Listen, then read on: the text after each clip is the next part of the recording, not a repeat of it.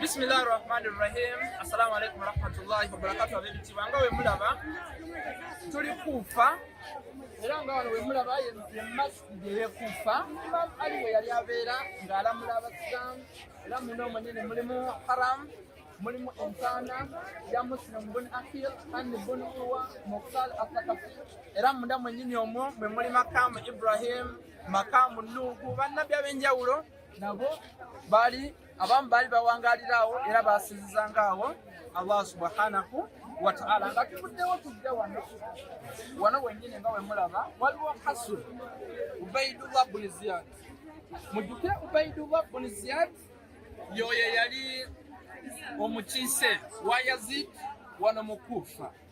Ubaidullah bun Ziyad yali mulabe wa Ahlulbayt nanti yali mukwano gwa Yazid abatta Imam al-Hussein alayhi salatu wassalam.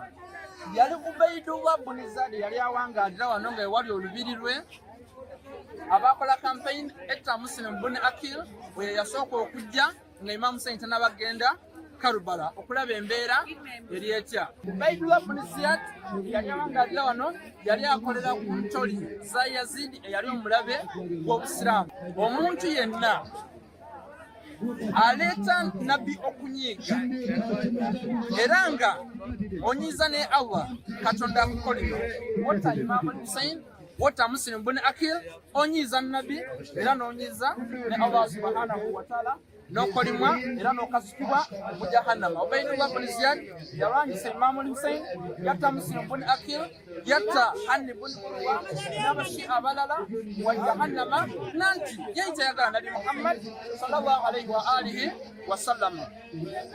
Wano enenju gye mulaba ewandikiddwako assalamu alayka ya amira al-mu'minin alayhi salam. Ewandikiddwako assalamu alayka ya amira al-mu'minin, emirembe gibeere ku gwe Imam Ali alayhi salatu wassalam. Nolwekyo yemu ku nyumba Imam Ali yali awangalira wano ekufa gegali amakage yali awangalirawo. Mufunze twagatunuleko kunju mu Qur'an. Allah subhanahu wa ta'ala wabanga ayogera kunju buyut enjumba amayumba mu Qur'an aseta mu miteeko ebiri.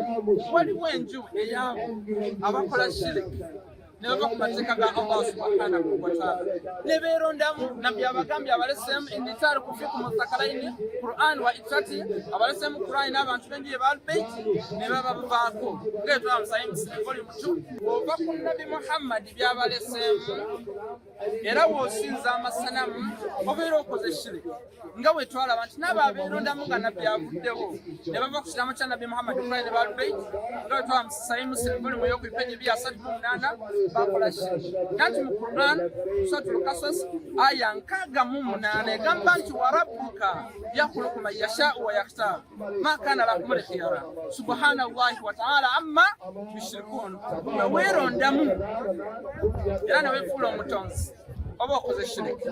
Katonda bulijjo yalonda nabbi ne Ahlulbayt yalonda Imam Ali n'agamba man kuntu mawlahu fahadha Aliyu mawlahu ono Imam Ali Mukadir gwe mbalise muganzo wembadde omukulembeze wa mwenzi nabbi right now ye Imam Ali alayhi salatu wassalam. Nolwekyo enju egenda ne shiriki Katonda agivumirira mu Qur'an mu suratul Ankabut.